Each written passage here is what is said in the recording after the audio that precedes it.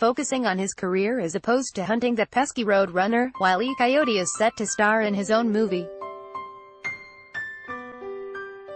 in the hope of replicating those impressive Space Jam box office numbers, taking $230.4 million back in 1996. The currently titled Coyote vs. Acme has hired writing duo Josh and John Silverman to pen the script, via Deadline.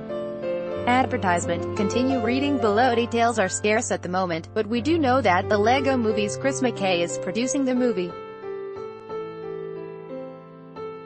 The Silverman brothers are known for their work on the likes of CBS, Living Biblically, It's Always Sunny in Philadelphia and Fox's Border Town.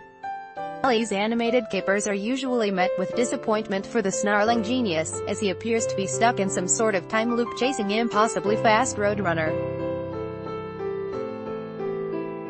The poor guy just wants a meal. Maybe in his own film he'll be finally rewarded with a full belly.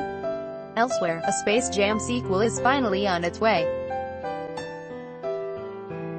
Director Justin Lin shared a small update on the project last year, saying, "We have actors who are also professional athletes, so schedule is something that's tough. I've been really wanting to push that genre, but to do that you need the right amount of time, so there's a logistical challenge.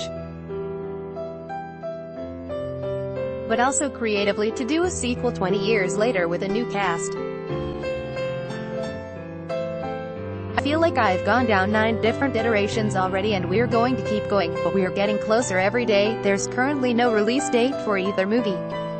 Want up to the minute entertainment news and features? Just hit like on our Digital Spy Facebook page and follow on our Digital Spy Instagram and Twitter account."